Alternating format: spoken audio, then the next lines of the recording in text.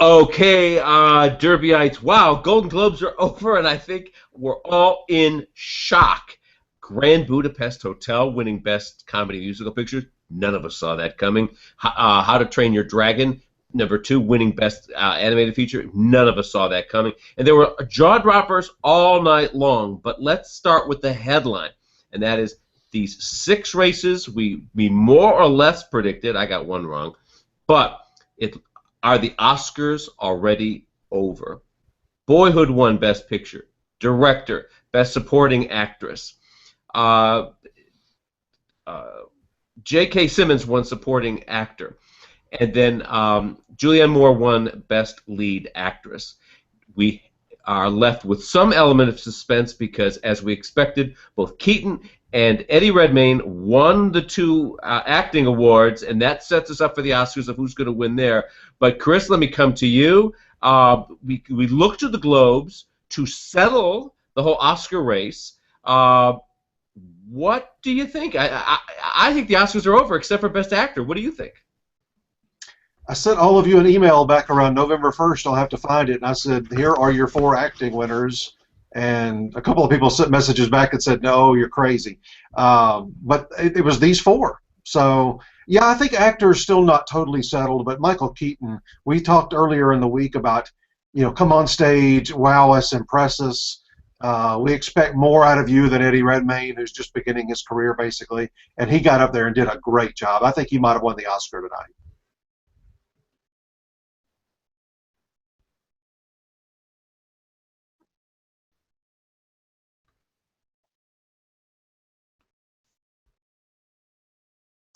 I'm not hearing Tom. Yeah, I'm not hearing. We don't have your audio.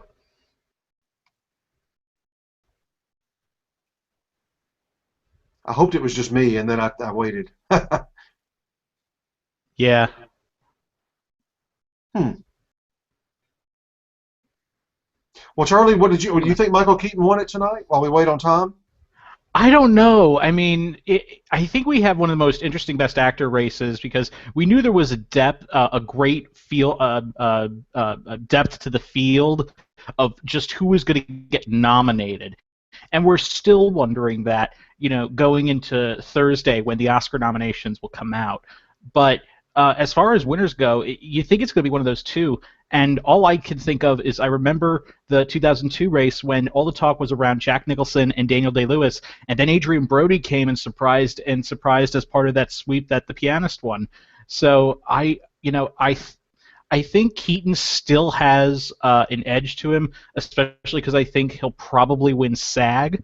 I think they'll definitely respond to it being a film about actors, and I think he'll have the upper leg there. But still, I think it's still really there could be someone who could try to play a spoiler. That might be David Oyelowo, possibly Benedict Cumberbatch. We'll have to wait and see on that, or whoever the 5th slot is. Yeah, I don't know that 5 is fully settled. I think we've got about 4, wouldn't you say, that are kind of in there, and then there's about maybe 3 men fighting for the last slot. At least 3, possibly 4. Mm-hmm. Because I still think Timothy Spall could go in there. I mean, the Academy does like Mike Lee. Yeah, but BAFTA snubbing him really hurt. Oh God, I can't believe I forgot about that. All this mayhem of the Globes, I forgot about that huge snub from BAFTA. Yeah, that's not good. Yeah, it's all about expectations. Where do you fall? You gotta protect your own home turf. Those sorts of things. Yeah, I think we have Tom back. Yes, can you hear me at this point? Oh, yeah. Okay, good.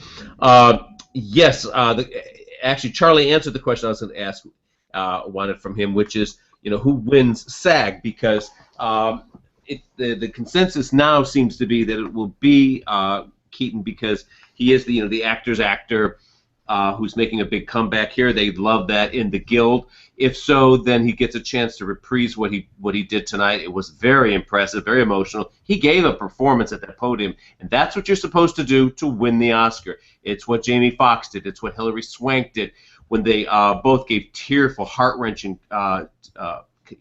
speeches up there. But, Eddie was pretty good tonight, too. I mean, this reference to the honeymoon, the beginning of his speech, the end of his speech, was a nice little, heart tug there. So I don't think this race is totally over, but the thing that does happen often at the Globes, and we saw it tonight, is somebody can gain momentum and maybe even win the Oscar with a good enough acceptance speech, and Keaton sure delivered. I almost picture, Keaton's award was several before Eddie's. I almost picture somebody in a break leaning over to Eddie going, one of his reps or one of the studio people going, "You better bring it. He did a great job." Before tonight, I was on the phone with some of Redmayne's people, and we were talking about the speeches, and we knew, all of us who followed this beat, that it was going to come down to the speeches between these two guys and who would emerge ahead. And the Eddie camp wasn't worried because one of his reps said, I'm talking about on the campaign side, not his publicity reps, said, "Oh no, when he won that speech at Palm Springs the other day, he quote unquote nailed his speech. All of the fine points were there. It was emotional. He wowed the crowd. He won them over. He charmed them. We're confident that he's going to cream Keaton in the face-off between these two acceptance speeches." And quite the contrary happened. Eddie did a fine job, of course, but nobody, and certainly not me, expected what we saw tonight from Keaton. Yeah, Eddie did nothing wrong. It was just Keaton did so well. Charlie brought up a good point, too, a second ago. That, we talk about an apple in a barrel of oranges sometimes, and that could be a variety of different things. In that particular year when Adrian Brody won, remember, he was the only non-Oscar winner up against 4 Oscar winners. And then people started really responding to his film, and he got on a roll, not on a roll, but he wound up winning that night. I almost wonder if Keaton could be in a situation here. We've seen this a couple of times before. He may be, if not the only American, one of maybe only 2 Americans in his race. Charlie, pipe in here. Yeah, that's absolutely true. When you think of Cumberbatch, Redmayne, and Aiello, possibly Ray Fiennes. And then possibly Ray Fiennes. Yeah, you can't forget him in this whole thing. And first of all, also just, God, wow, Grand Budapest Hotel winning Best Picture. I mean, it was in number 2, but, after Keaton won actor and the film won screenplay, which I was not expecting because the last time they awarded a film with more than 2 screenwriters in that category, it was The Last Emperor in 1987. And it was another 20 years before that. So they're not fans of multiple screenwriters, but boy, that's the most that's ever won that category. You would think that it would win. You would think that it would win picture, and to have them say we're going to spread the wealth, but we're going to give it this award, that was something crazy, entirely different. Yeah, but that's what really threw me tonight too. Let's stay on this topic because early on when Birdman won, I felt validated with at least one of my predictions because so many others were really way off base here, which was that all this love for Birdman that I had been hearing from some HFPA members was going to result in what we thought was an inevitable win for Birdman for comedy musical picture. So, but you would think that there would be some parallel there, some connection between screenplay and pictures we see at the Oscars. But when there wasn't, that's where it really became such a shock in the Budapest Hotel thing. Well, the strange thing, and we talked about this earlier today, we know there's going to be a split certain ways. Several studios are going to get rewarded, several films, TV shows, networks. Sometimes, though, we don't know how the split's going to work, and that's what's hard to predict sometimes. If you had, I told Charlie before we even started recording, if you had told me flat out 100% Grand Budapest was going to win Best Picture, I would have known for a fact it would have won screenplay. That would have seemed like a very obvious choice. So right before that award tonight, the picture award, I thought, boy, is Budapest going to go the whole night and not win anything? And then it pulled a shocker. So I think the Oscars are over. I think for best, except for best. Yeah, and so much for my. Go ahead. Yeah, I think it's pretty much settled. At least I think the screenplay categories are still a little bit interesting, because especially since Birdman won here tonight. But I still think original is I mean, Budapest could win the Oscar, Boyhood could win the Oscar, Birdman could win the Oscar. I'm going to tell you the luckiest person in the world was Damien Chazelle, who they ruled out of being original on Whiplash. he's forced to move over to adapted, where there's really nothing there. He may win an Oscar just because the Academy rule enforcers jumped in. Mm. Yeah, and that's a very valid point. I mean, the person that I think in adapted screenplay, the only one that I think that has a real that I think is going to win is Gone Girl, and there's certainly room for something else to come in there. That's your leader. I mean, come on. Whiplash is actually going to be up for Best Picture, so exactly, yeah. And that'll make a nice bookend to go with J.K. Simmons winning. Definitely. I mean, that'll be like the real like out of nowhere thing. I mean, we'll be talking about it. We'll have sort of foreseen it, but still, it's still. Most of the upsets tonight when we talk about film and TV, I got several wrong. We all got several wrong. They couldn't have been predicted. I mean, who was going to predict How to Train Your Dragon 2 over several of those others? Who was going to predict, Maggie Gyllenhaal beating the people she beat? But the one that I kicked myself the most over that I should have had. I knew, but when he closed down the prediction center, that Amy Adams was going to beat Emily Blunt, and I just would not change it. Yes. And who was it? Daniel, somewhere along the line, was talking about the Joanne Froggatt possibility for supporting actress, and I kept thinking, that really rings true. I should steal that. Sometimes you get this creepy feeling, but Fargo, I thought for sure. I think everyone figured that Matthew McConaughey was a slam dunk for actor. I could make a case for Fargo beating True Detective for a miniseries, a long shot case. But not only did that come through, but Matthew then loses to Billy Bob. Wow, I mean, that was unbelievable. It was delightful. I think they came to the right conclusion, but it was certainly against what's the cool, prevalent opinion in Hollywood, which is what the Globes tend to track. Yeah, Matthew's now lost the Emmy and the Globe. I mean, we've got to be really careful about picking him for SAG in a couple of weeks. Yep, and that's also, and I sent an email to you about this, guys. I just realized that was Billy Bob Thornton's first Globe win in his career. Sling Blade was not nominated for anything when that came out in 1996. He was nominated for A Simple Plan, The Man Who Wasn't There, Bandits, and Bad Santa, but he's never won a Globe, so a good first for him in his career. Several first-time winners tonight. Yeah. Matt Bomer winning over Bill Murray, we thought was such a shoe-in to win. We thought that was a tight race, though. Did you? I didn't think so. I thought Matt Bomer had that. I was really debating Matt Bomer versus Bill Murray. The thing I kept coming back to on Normal Heart was how they snubbed Julia Roberts. I thought they didn't like it.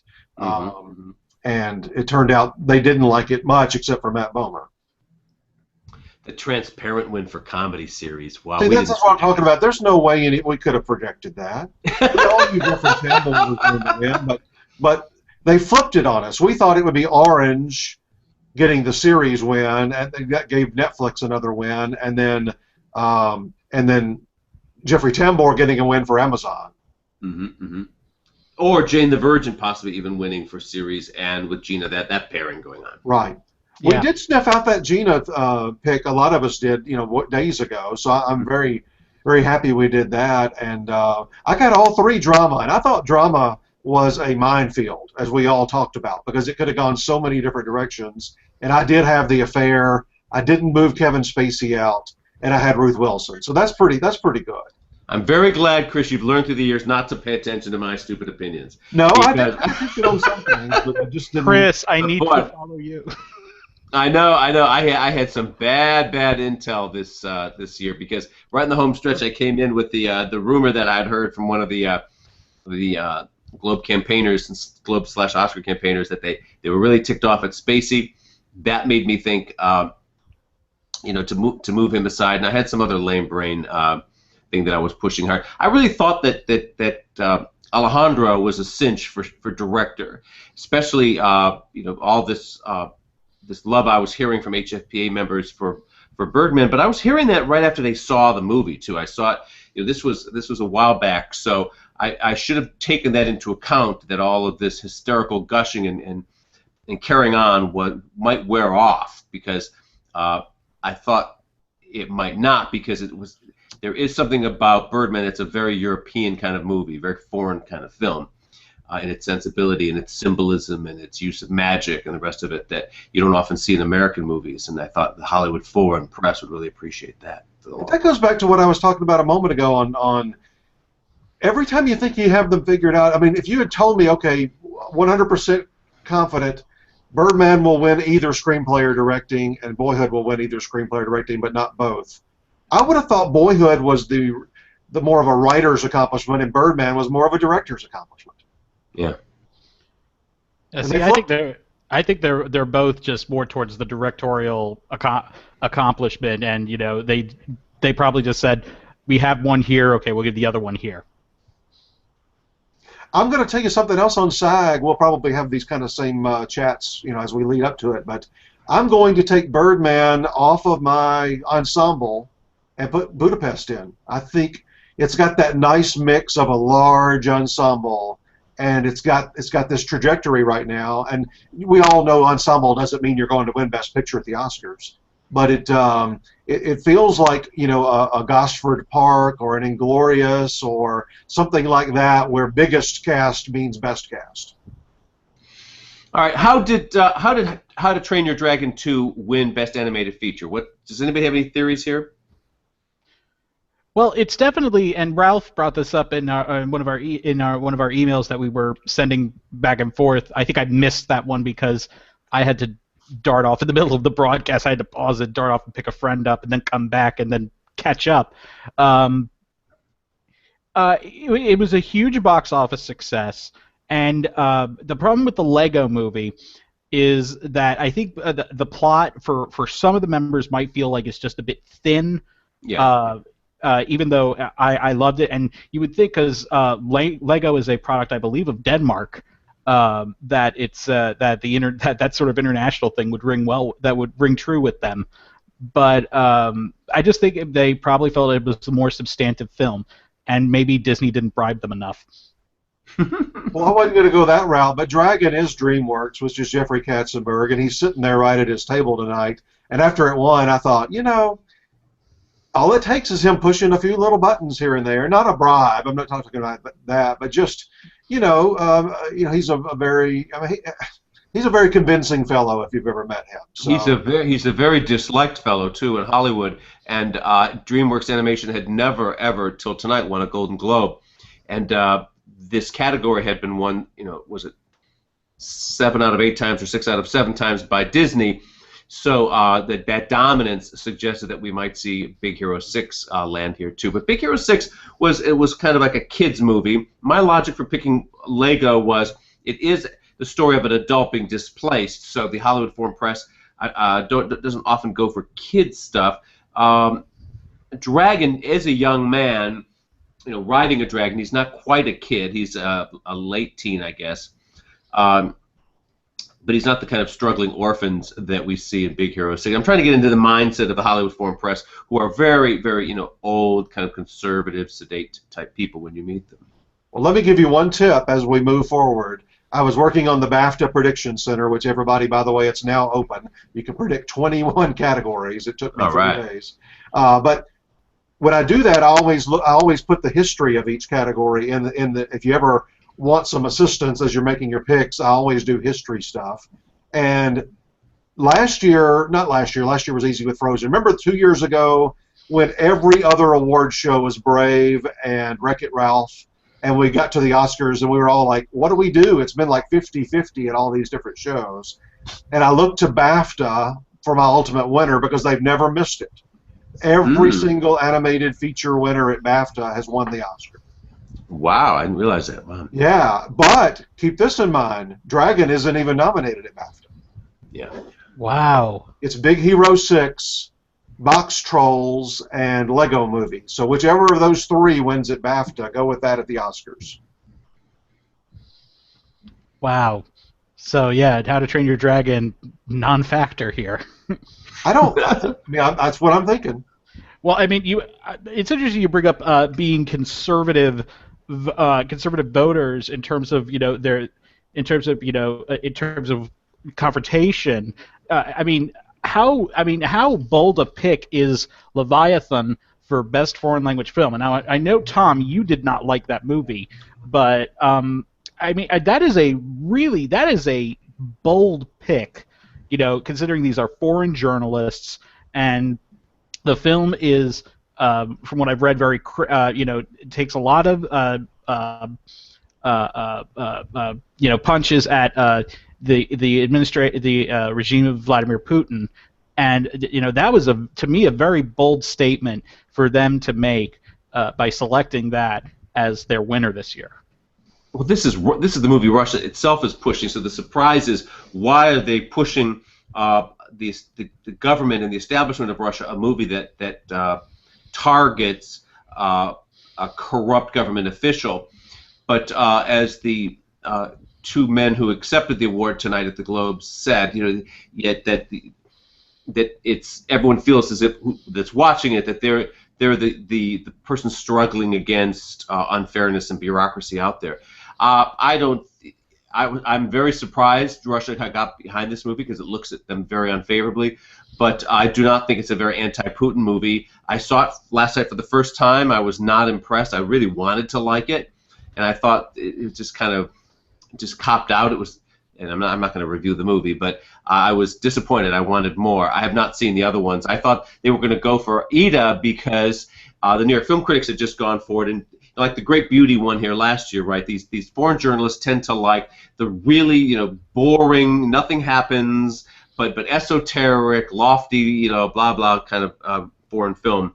That's not Leviathan. Well, Ida stuff does happen in it. I mean, it's shot very bleakly, but stuff does happen in it. And I mean, just beyond just the things you see, there is an actual plot to it. But I mean, do you think that this really shakes up the foreign language race? Should Leviathan get in there for that? Do you think it? Because now they don't have to actually see the movies. They used to have to attend the screeners to vote on the best foreign language film category, but now they don't have to. So there could be just a perception of sorts that allows this to sort of that could just push this to a win. Do you think that's possible? It's possible. I don't know. It didn't help the Great Beauty. Well, I mean, I think it did because it won. Oh, did it? Okay, I blew it. Of course, you're right there. Yeah, it won. I mean, I was thinking that the Hollywood Foreign Press would want to go with Ida because Poland has and there's a long history of Polish cinema and great Polish filmmakers, and Poland, despite 9 nominations, has never won the foreign language film category. It has the second most nominations without a win, just behind Israel, which has 10. And Israel didn't make the shortlist this year. So I would think that they would want to push that to try to say, hey, recognize this film, recognize Polish cinema. Mm-hmm. Yeah. And I'm just also saying that because my roommate is predicting foreign language film, do they? At the Oscars? In terms of you mean the correlation between them and the Globes? Yeah. I think it's, it can be. I think it's 50-50 because they'll notice something above something that would be more popular. They rewarded No Man's Land over Amelie in 2001, and of course No Man's Land went on to win the Oscar despite Amelie getting 5 Academy Award nominations total. They recognized The Great Beauty last year. They called In a Better World back in 2010, which was a real big surprise when that won, and then went on to win the Oscar. So it's always a process the way that the Oscars do. So there's always it's always a crapshoot basically. All right, well, let me interject here and try to come up with some summary thoughts of what did we learn from the Golden Globes in general. So we did learn that there is a strong correlation between, on the TV side, for example, a series winning and one of its stars winning. Ruth Wilson and The Affair. You called that early on, Chris. We should have seen Transparent more of a threat to take comedy series when we put that up against the Jeffrey Tambor win, which we knew was coming. Gina Rodriguez, they love the hot new stars at these award shows. I discounted that and instead was going with the idea that if Orange is the New Black wins series, Taylor Schilling gets to win. So, I mean, we had some of our theories down, but we were making the wrong equations. Gina Rodriguez turned out to give really the other great acceptance speech tonight, too, didn't she? She was just magnificent up there. She was, but if I had been in the lobby of the hotel, I would have put my arms on her shoulder, as happy as she is, and says, "Don't assume this means an Emmy nomination," because when they reward these freshman shows first out of the gate, it doesn't often mean anything for the Emmys. They're so far away in the future. Didn't help Andy Samberg at all. And several of these Globe winners are not even nominated at SAG in a couple of weeks. Wow. Gina Rodriguez is not.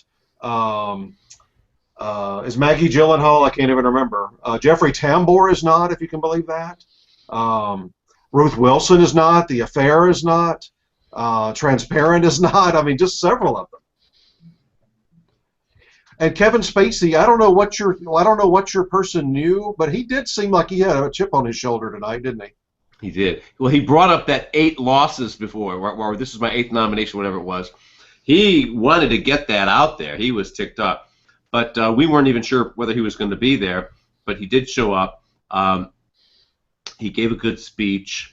He's a difficult man. I mean, he once booted us off a junket, Gold Derby. I mean, it's just capriciously. What that was all about, who knows? And you know, everyone's at his whim at all time. He's a real hothead, and he's often irrational. And so that's why I was quick to believe the rumor that he had ticked off the HFPA, and he probably has in the past. That's probably partly responsible for his 7 losses. But hey, that's Hollywood. They're all brats out there. I mean, something that was interesting is that when you brought up this whole thing, when this tip that you had about Kevin Spacey taking off the HFPA, and we hadn't heard about this throughout the voting process, is that voting had closed by then. So my guess, what I was wondering was, since we hadn't heard anything about this, is it too late for this to affect voting? Or was it too late for it to affect? Well, the assumption I made when I heard the rumor was that he had already ticked them off. That there was some press conference he didn't attend or didn't give a press conference. That's often what it is, you know. When Eva Longoria was the only Desperate Housewife not nominated for acting that first year, it was because she didn't give a press conference to HFPA. And all the others did, or she didn't show up for the Desperate Housewives press conference. That press conference is very, very sacred to HFPA members. Every show is invited, every film is invited, and you better be there. And these stars pull all kinds of nonsense and don't show up, or you know, throw diva fits or something. And some are very, very gracious. So when I had heard that there was some problem with Spacey and it was likely the press conference issue, I believed it right away, because that happens all the time over there. Well, with the next season debuting in just a few weeks, I mean, that sounds reasonable that there would have been some kind of, press. I mean, they do these things in advance of their season starting, so. Yeah. That's very possible. I will say, too, on just talking about the show itself, I thought they had a lot of great presenters, a lot of great presenter teams. I loved Lily Tomlin and Jane Fonda together. That was fun. George Clooney could probably win for president if he wanted to run. He's that charismatic in front of a crowd and in front of a camera. Mm-hmm. Yep. Definitely. He was very good tonight. Yeah. He really was, and there were a lot of great acceptance speeches. Not a lot of them went long or dragged on too much. And when they heard the music, they knew to just wrap it up, and they gracefully exited the stage. Even Eddie Redmayne. I thought Eddie Redmayne was going to run the risk of possibly just going on too long, and then the music would try to drown him out. But he ended up just leaving the stage. Amy Adams was pretty bad. Yeah, she was terrible. Yeah. Yeah. I thought Jeffrey Tambor had a very interesting speech, a very emotional speech. I can't remember how old he is. I think he's in his 70s, and him winning. This is like his first major. The thing about him too is, because he had such a long run on Larry Sanders, lots of nominations, various shows, and then a long, well, not a long run, but a good run on Arrested Development with a lot of, nominations, especially ensemble stuff. He had never really won any kind of major award ever. Yeah. So people think he has, but he hasn't. No, exactly, and that's why I was really just jumping up and down when he won. I was so happy when he won. I think Jim Parsons will. I mean, Jim Parsons. That's a huge threat against him at the Emmys. Well, that's if he can get in. He'll get in at the Emmys. I don't know. You never know with some of these, but considering it'll be in the comedy categories, and sometimes they're very. Well, the comedy categories are extremely thin. I mean, we've talked about that comedy actor category especially. Yeah, that's true. Here's why I can absolutely guarantee you that Jeffrey Tambor will be nominated for an Emmy. Here's some inside dish that you need to know. Amazon came to me first when they were breaking into this awards business and said, what do? We want to be on the map. So I put them together with an Emmy consultant, an awards consultant who is good at film, TV, Globes, Guild Awards, Emmys. I put them together with Murray Weissman, and they hired Murray, who is responsible for 7 Best Picture wins at the Oscars, and for 16 years was head of publicity for the Television Academy, so he really knows his Emmys. He was thrown out in a power coup over there, this ridiculous thing that happened, and he got pissed off and did something Murray did that had not yet really been formalized, which was he went out and decided, all right, I'm going to go back to the Emmys and I'm going to kick their ass. I'm going to become an Emmy consultant the same way there are Oscar consultants. There really hadn't been Emmy consultants. There had been some in-house people. So he went out and said, all right, I'm going to standardize this business of how you win Emmy Awards. And the first door he knocked on was AMC that had a mini-series called Broken Trail. And he said, to them, you want to get into scripted dramas and the rest of it, I'll take you there. So he got tons of nominations for Broken Trail, and then they had this little series called Mad Men coming up. And then he took that and, of course, made Emmy history with that as a cable winner for 4 years in a row on the drama side. So Murray, having run publicity and had been in charge of communications with the Emmys, is now taking Amazon into the Emmys. Jeffrey will be nominated. Well, I opened that door. Well, I hope you're right. I hope he thanks you. And if I ever, because a Jeffrey Tambor Emmy win is something I have been hoping for years. And if that does happen, I will give you a big kiss on the forehead, Tom. I will definitely do that. Well, he's not a very. I know you look. Jeffrey is not regarded as a nice person by many people. You know, he did a movie a year or two ago called Meeting Spencer. A friend of mine produced it. Jeffrey was the lead. He wasn't going to do publicity. He was not going to do this. He was going to do that. And I think he did Tavis Smiley and one other thing, and for the whole publicity of the whole movie.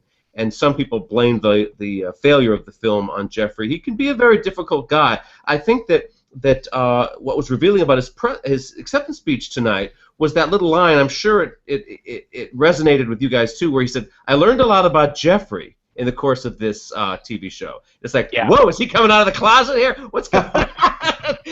But it was very powerful, his whole acceptance speech. Very humble. I like to see that. And he also, did you notice when he won, the first thing he said was the exact same thing that Halle Berry said when she won her Oscar. Yes, this is so much bigger than me. Bigger than I am, yes. And I was like, oh man, that's a throwback. Right. Gina Rodriguez said that too, the same words. Oh, she did? Okay, I completely forgot about that. But, I mean, yeah, I thought his acceptance speech was very emotional, and so I was very happy to see him up there. I thought the Transparent win was very surprising, but, not too shocking. I did have it at number 2, and, after, we saw losses by Taylor and Uzo, I thought to myself, I don't know, maybe Netflix isn't going to have such a good night. Well, one other question I have is, what did you both think about Amy and Tina? Oh, they were great. I think this was their best ever. I was thrilled. You guys? I thought it was all right. It wasn't my favorite of theirs, but I was Ooh boy, those jokes about Bill Cosby, you could hear you could feel how uncomfortable it was in that room when they were making those jokes, and of course doing their really bad Bill Cosby impressions. That's not how you do a Bill Cosby impression. You got to do it with the pudding pop and such. That's how you do it. Good work there, Charlie. All right. Yeah. Well, they're needing a new host next year, Charlie. Oh God! Somebody in our forum said at the end of the show, they really only came out for the first, like they would for a monologue, but it was like they were tied up in a closet or something most of the show. They rarely came out, and when they did, it was just for a line or two. But somebody in our forums was wondering if maybe this should just count as a half a time, and they still owe them one more half of a show. Well, Chris, you know as well as I do, they have no performances on the Globes. They, for most years, never even had a host. There was no time to have that host element built in. They don't do song and dance numbers. They don't have opening monologues, the rest of it. When they brought Ricky Gervais in that first year, it was rather shocking because it had been decades, I believe, or at least more than a decade since they had a host. So now all of a sudden it's ritualized again, and it's part of the show. So I observed tonight what they did is they jammed up in the front of the show all of Tina and Amy's time allotment to let them have a big, long monologue, and I think they handled it very well. That Bill Cosby stuff was really over the edge, but I loved watching Tina's face when it happened. It's just like, screw you, we're going with this, and she didn't flinch, and I thought that's what made it work. The comic timing on her face was so perfect. They made it over that rough edge. Go back if you see that section on YouTube or recorded or something. Right after they make the first joke about him, the director wisely cut to the audience when you heard the moan. Uh-huh. There's a guy sitting at a table. It wasn't a star. Must have been a producer or a network person or something, who literally gasps and puts his hand over his mouth. I mean, he thought it was the worst, not the worst. He didn't know what to think of it. Let's put it that way. Well, also, I think that I think one of the reasons they probably went with that is because Cosby made a joke about it first. He was speaking about it, and he made a joke about the allegations. So I think that probably has definitely opened the doors that says, okay, it's okay if it's open season now. Oh, but you got to admit, even beyond Amy and Tina, the best joke of the whole night was when Don Cheadle was out doing his presentation and said something about disaster areas. I've even been in war-torn areas with George, including the Monuments Men set. I missed that. Oh, wow. That was definitely going. I don't know how you all felt about it, but I loved the reoccurring gag of the new member of the HFPA, played by Margaret Cho. I thought that was wonderful. That got old to me fast. Especially, well, I loved it especially because Margaret Cho played Kim Jong-il on 30 Rock. Right, and I thought it was a nice callback to that, and I loved it. So anytime I can see Margaret Cho do something like that, I just love that stuff. I thought it would have been better just the first time that they used her, and that was it. Right, I agree. And I'm wondering who was the person that tried to photobomb that cell phone picture that Margaret Cho was taking with Meryl Streep. We saw someone jump up behind him, and I thought at first it was Benedict Cumberbatch because he did the same thing at the Oscars to U2 on the red carpet, and I thought it was him, but he was wearing a white tux jacket, so don't think it was. Might have been Jared. He wore a white tux. Yeah, but it was Jared, probably. He did the same thing on the selfie, didn't he? He was over on the side. Oh, yeah. That's right, yeah. Mm-hmm. And what was McConaughey on tonight? I couldn't even understand him doing his little nominee presentation there. Man's from Texas, but he sounded like he was trying to rehearse to become Atticus Finch or something like that, like he's supposed to be from Alabama or something. Yeah, he really laid on that draw. He laid on that draw way too heavily. Yeah, that was... Oof, that was. We're going to watch him do this 3 or 4 more times. He'll have to do it at SAG and the Oscars, and he'll be making the circuits. Oh, God. Do you know the Oscar producers, they don't demand or anything, but they ask the 4 acting winners, because they want them on their show, not to do these other shows. They I want to didn't know stay that. for it to be specials, but of course it's up to them. But that's why you didn't see like a Kate Blanchett there tonight, well, Lupita was on there, but she didn't win the Globe Or last Jennifer year. Lawrence. But a lot of years you don't see them on the Globes or SAG because they're asked not to do that. Yeah, I always wondered why that was. And then sometimes you will see it, but only with some of them. Like we did see Jared Leto present Best Supporting Actress and McConaughey present Best Actress. Right. Last year, I don't think Daniel Day-Lewis didn't do anything but the Oscars, and Meryl Streep rarely presents anywhere the year before. So Yeah, anyway, that's getting off Daniel on Day-Lewis. subject. But Daniel Day-Lewis was at the Oscars. who was that? Daniel Day-Lewis was at the Oscars. No. I mean, he didn't do Globes or SAG. Oh, okay. Yeah, you're right. I don't think he would have done that whether they asked him to or not. Guys, I enjoyed it. I thought it was a fun show. I hate that I missed so many, but the ones I missed, I think most people missed. So I was thrilled to get some of the ones right that I knew I was on the right track. So that was good. Yeah, I was very proud of my two best predictions. Charlie, we want yours too. My two best was was Theory of Everything for musical score. I stuck by that, and Birdman for screenplay. So I may have screwed up so many places elsewhere, but I got those two right. Charlie, which couple are you really proud of? Well, I feel I want to preface this by saying I feel bad because during our pre-show chat I had talked a couple people into picking Imitation Game for best score because the guy Alexandre Desplat also did the score for Grand Budapest Hotel. And so I convinced some of them about that. And so to those who may have made that switch, I apologize. I will accept your hate mail in due time. But probably one of my favorites was, oh God, which one was it? It was Matt Bomer winning. That's definitely one that I was proud to call. When a lot of people were saying Bill Murray because they thought, he has 2 nominations, so they're going to want to reward him somewhere, which we saw was not the case tonight. Mark Ruffalo lost twice. Bill Murray lost twice. Well, technically, Mark Ruffalo lost 3 times tonight.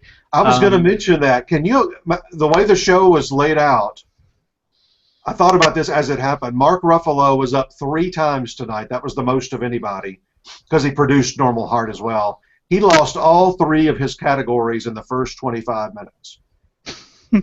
He had to sit there for 3 hours after losing 3 categories.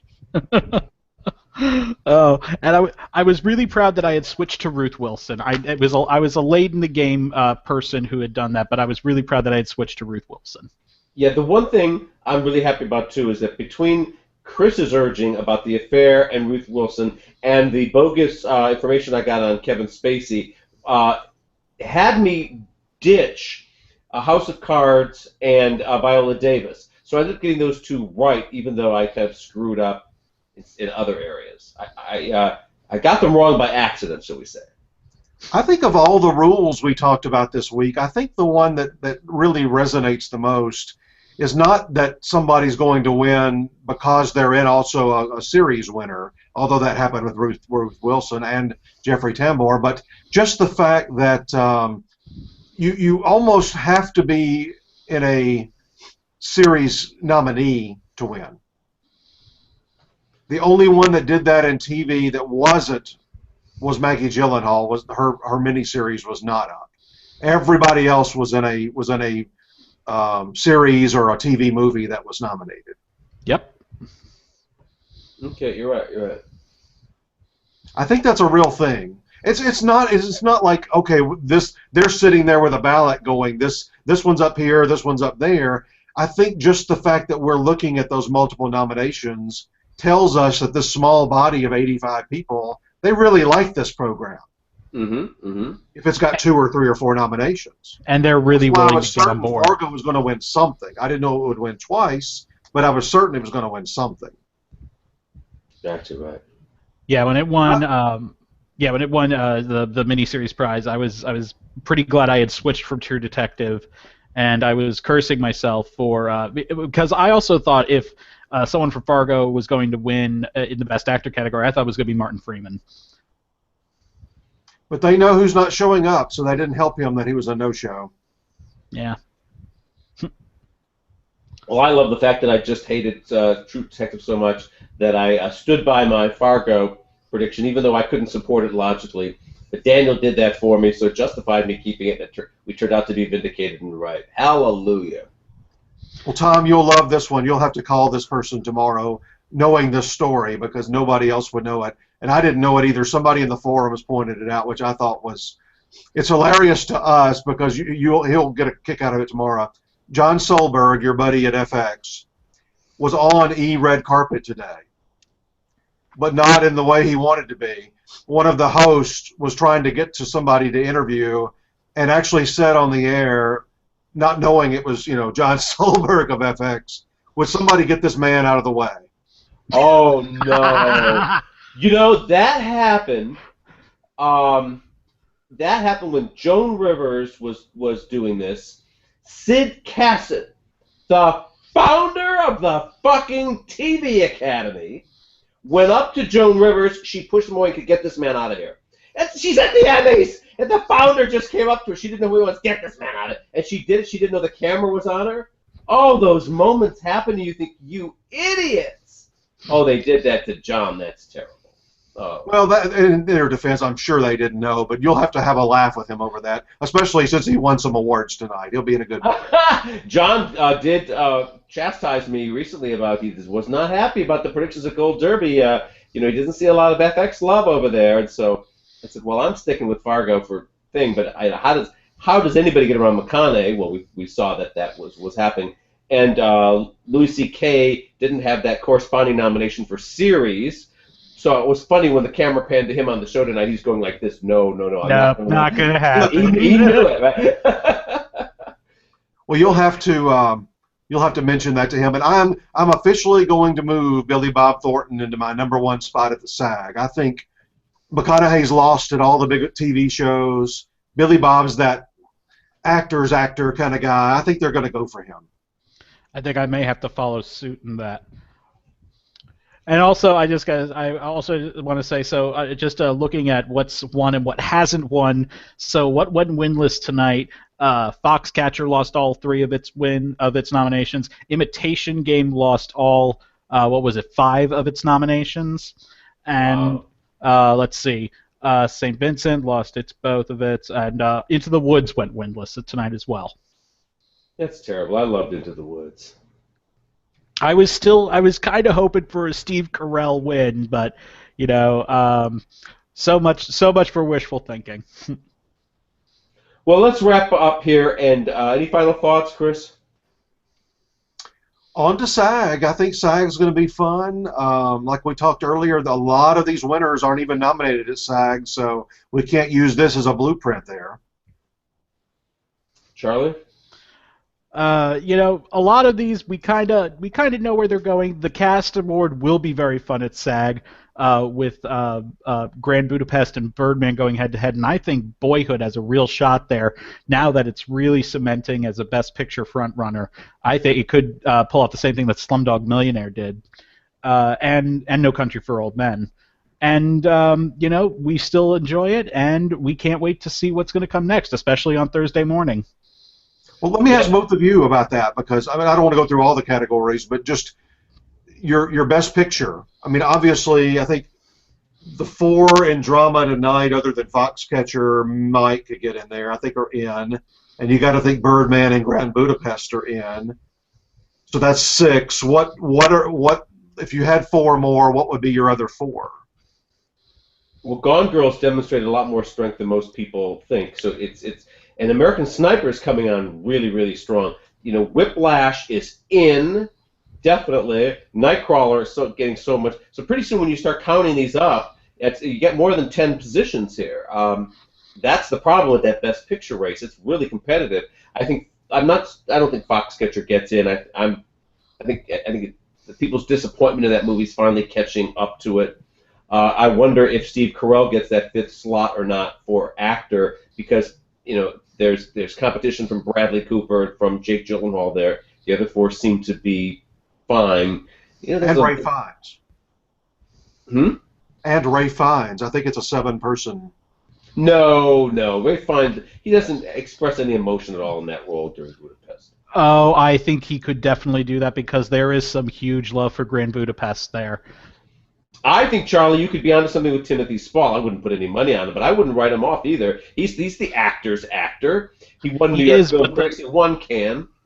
Yeah, he won New York Film Festival, he won Cannes, but that BAFTA snub is really troubling to me. And Chris reminded me of that, and I had completely forgotten about that in all the craziness of the past 4 hours. But I that is so troubling that BAFTA is like tailor-made for Mike Leigh, not just because he's British, but also his style of films. They friggin' love that stuff, even when it's completely boring and not interesting. Well, but J.M.W. Turner is Britain's #1 painter, and this is a superb. I don't like Mike Leigh movies in general, but I loved this movie. I really believed I was there every moment. But Mike Leigh has told me personally, tells a lot of journalists all the time, that BAFTA hates him, that they just don't want to reward him. So maybe it's an anti-Mike Leigh thing for whatever it is. He thinks that they believe he gets too much attention for British indie filmmaking outside the UK. I don't know. But I got a whole speech on it once up at the Toronto Film Festival where I tried to run away from him while he was just spewing hate at BAFTA. So there's a lot of ill will between the two. And so I definitely think that, I know he'll be nominated for screenplay because Mike Leigh is always nominated for screenplays. The writers branch of the Academy loves him. So, but in terms of Timothy Spall, really, actors in his movies in recent years haven't been as fortunate. Sally Hawkins, even after winning the Globe, didn't get in for Happy Go Lucky. What's her name? Leslie. Right, from Another Year. She didn't get in. That's true. It's kind of troubling, but with this Fitzlot and with the state of this race, I'm also wondering whether someone that we've kind of just relegated to maybe probably won't win, but nominated, whether they could fall out, but possibly Benedict Cumberbatch, because we're not really talking about him seriously to win, but he's just kind of in there as as a given. And maybe we're putting too much stock. Maybe with some of the actors branch, the buzz has burned out. We could possibly see him fall out. At this point, there's so many things that could happen. It really could happen. The problem with his performance in Imitation Game is it's too much of his Sherlock. I just saw it today. Yeah. With the British accent or with the category. Remember last? We've had 2 years in a row now where we've had way more qualified performances than they could fit into 5 slots. And last year, the beloved Academy governor, Tom Hanks, wasn't even nominated after getting nominated everywhere. BAFTA, SAG, Globes, Critics' Choice. This is a category where really, other than Redmayne and Keaton, anybody could fall out. All right, I'm going to give the final word to Charlie because I'm going to give you, Charlie, my little crazy... and my crazy theories did not pan out today, so just don't put any stock in it. But I still have to put it out there. As we headed to SAG, here's my crazy theory. All right, you ready, Charlie? Am I right or wrong? Could we be looking at the Best Actor race all wrong? Could it be that Eddie Redmayne is really ahead to win there based on 2 absolutely outrageous reasons? One is he's just so sweet and adorable and charming that he's going to get all the chicks voting for him. And he's going to get all the gay boys voting for him because and there's 75% of the Academy. Exactly. So could it be that could be a factor? I think it could. No, it really could. And also, let's not forget, Redmayne checks off so many of the boxes, plays a real person, physical, things he had to do. He's playing someone who has a disability. Well, who has a disease, that's degenerating his whole body, and we see this amazing progression that he gives in this. This is not over by any means, and even if Keaton wins SAG, it's still not over. It's not going to be over truly until that envelope is opened in the Dolby Theater. All right, and I'm going to take the final thought. It's not over either because Birdman did not pay off tonight at the Globes the way we thought it was. We thought, all of us, that it had that Best Comedy Musical Picture thing in the bag. Yes, it did fairly well, and Keaton won, but it didn't deliver all the awards love we thought it would. Theory of Everything has a strong emotional tug, largely this impressive performance that Eddie does, but also the sympathetic nature of the role. The musical score is transporting. And at the end of the movie, everyone steps out of that viewing experience on air. I think that all of that really helps Eddie going into SAG. He's not my prediction yet. I see the logic of a Keaton prediction there. But yeah, I don't think it's over at all. I think we have a race to look forward to. That said, thank you, everybody. Let's hope that we still have some suspense in one major race, because I think the Globe solidified the Oscar race other than that. But they're all good films. They're all deserving. So go to bed.